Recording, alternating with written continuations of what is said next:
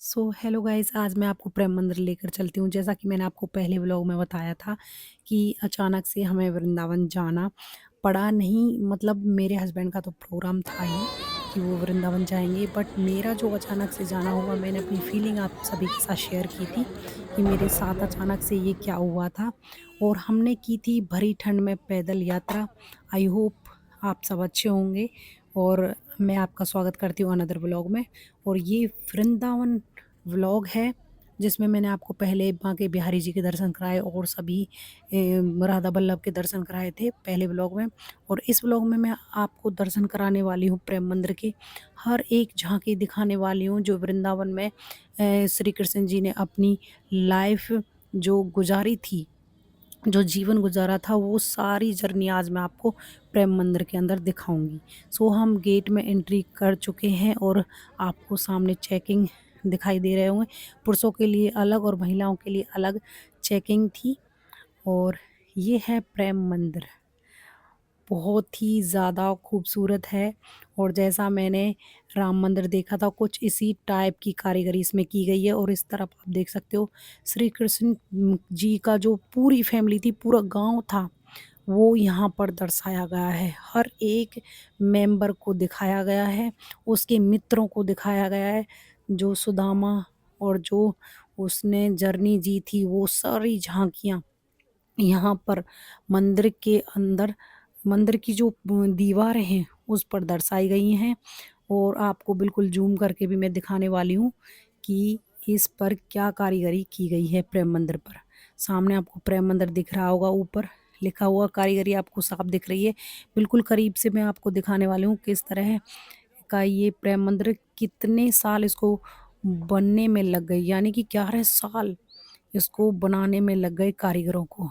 और इस पर हर एक झांकी को बड़े प्यार से दर्शा गया है। देखो वहाँ पर वासुदेव जी श्री कृष्ण जी को ले जाते हुए, और नाग जो बारिश हो रही थी वहाँ पर, जो नाग जी ने उनकी छत्र छाया बनाई थी, वो सब दर्शाया गया है। राधा कृष्ण और यशोदा मैया, सब कुछ दर्शाया गया है इन झांकियों के अंदर।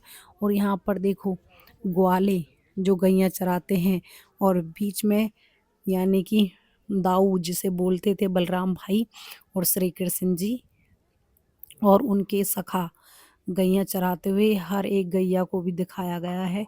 और ये कुछ बगीचे, बिल्कुल जो ये बगीचा है ये आपको आर्टिफिशियल नहीं है, ये बिल्कुल नेचुरल है। और जो ये प्रतिमाएं हैं बड़ी मनमोहक, ऐसे लगता है जैसे स्वयं साक्षात श्री कृष्ण जी अपने सखाओं के साथ विराजमान हो गए हैं धरती पर। बिल्कुल ऐसा ही अलौकिक दृश्य था ये।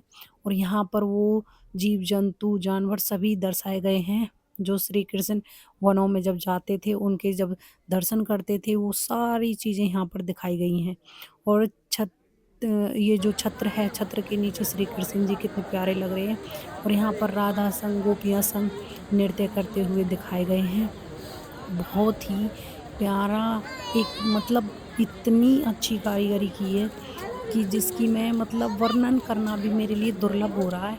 इतनी ज़्यादा प्यारी-प्यारी प्रतिमाएँ, प्रतिमाएँ कहना भी इनको मतलब मुझे बेकार लग रहा है। ऐसे लग रहा है जैसे स्वयं साक्षात श्री कृष्ण भगवान आ गए हों।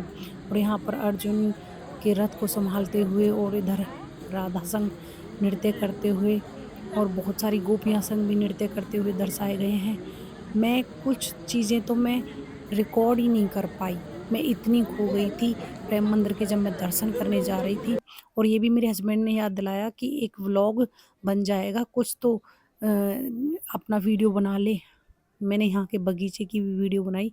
देखो कितने प्यारे-प्यारे फ्लावर्स लगाए गए हैं, और पता नहीं कहाँ-कहाँ से लाकर ये लगाए गए हैं, कितने प्यारे हैं। लेकिन ये सिर्फ़ आपको देखने के लिए हैं, इनको तोड़ना बिल्कुल भी नहीं चाहिए, क्योंकि ये इस मंदिर की शोभा बढ़ाते हैं। कहते हैं ना, चार चाँद मंदिर के अंदर ये लगाते हैं। इस टाइप का ये मंदिर, इसके बैक साइड में भी वो सारी प्रतिमाएँ दर्शाई गई थी, जो ज़िंदगी श्री कृष्ण जी ने जी थी। और ये आप सभी समझ गए होंगे, गोवर्धन पर्वत। इसको मैं अभी जस्ट आपको पास से दिखाने वाली हूँ। और ये सारा आप दृश्य देखिए, अभी थोड़ा-सा येलो हो गया है क्योंकि एक तो फॉग है, फॉग की वज़ह से जो धूल-मिट्टी होती है, वो सारी मंदिर के ऊपर चिपक जाती है दीवारों पर। और ये देखने लायक दृश्य था और देखो गोवर्धन पर्वत बिल्कुल उसी टाइप से दर्शाया गया है जैसा कि श्री कृष्ण जी ने ये पर्वत उठाया था। और देखो अपने लठी जो उनके लाठी डंडे थे उनसे भी उनको सहारा दिया गया है। बिल्कुल एक-एक चीज़ को बारीकी से दर्शाया गया है। गौएँ, पूरा गाँव गोवर्धन पर्वत के नीचे दिखाई दे रहा है। सो ये दृश्य वाक़ई में देखने लायक है। मैं प्रेम मंदिर को देखकर इतनी ज़्यादा खो गई कि मेरे कुछ समझ में ही नहीं आ रहा था। मैंने अपनी फ़ोटो बहुत कम ली हैं। अब मैं आपको अंदर लेकर चलती हूँ प्रेम मंदिर के अंदर। वहाँ की कारीगरी तो और भी देखने लायक है। ये हम एंट्री कर चुके हैं प्रेम मंदिर के अंदर। सामने आपको राधा कृष्ण जी दिखाई दे रहे हैं। राधा कृष्ण जी के दर्शन कीजिए। और मैं जो इसके अंदर कारीगरी की गई थी, वो सारी चीज़ें मैं रिकॉर्ड करने में लगी हुई थी। और ये राधा कृष्ण, ये जो आपको दिखाई दे रहा है ये चित्र नहीं, ये तस्वीर नहीं, ये पत्थर में कारीगरी की गई है। हर एक प्रतिमा को उभार कर दिखाया गया है। पत्थर की कारीगरी करके हर एक प्रतिमा को उभार कर दिखाया गया है। और झूमर बहुत बड़े, ये सबसे बड़ा झूमर था और इससे छोटे-छोटे काफ़ी सारे झूमर आपको देखने को मिलेंगे, जो इस मतलब प्रेम मंदिर की शोभा में चार चाँद लगाते हैं। और कृपालु महाराज भी दर्शाए गए हैं, जिन्होंने ये मंदिर बनवाया था। वो भी जगह-जगह आपको दिखाई दे रहे होंगे। अपने जो भक्तों को श्री कृष्ण का उपदेश देते हुए। और ये आप पहचानो ये कौन है? ये सिया राम है, जो ऊपर वाले फ्लोर पर सिया राम जी हैं और नीचे जो बिल्कुल एंट्री करते हैं वहाँ पर आपको राधा कृष्ण देखने को मिलेंगे। और ये साइड में जो उनकी जीवन लीला दिखाई गई है वो सारी आपको देखने को मिलेगी।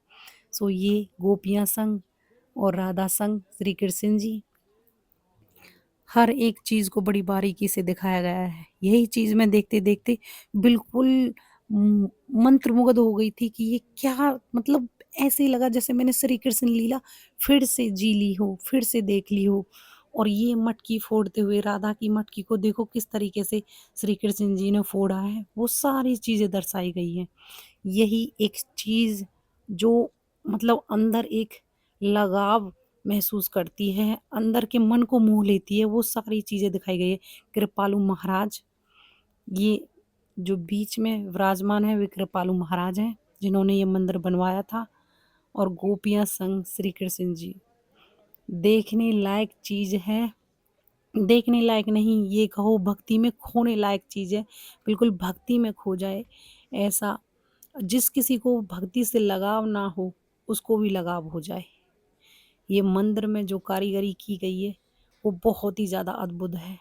इसका वर्णन तो मैं कुछ भी नहीं बता रही, जब आप खुद से देखोगे, रियलाइज़ करोगे, आपके मन में जो लहरें उठती हैं, वो सारी आप फ़ील करोगे। सो ये था मेरा वृंदावन व्लॉग। आई होप आप सबको अच्छा लगा हो।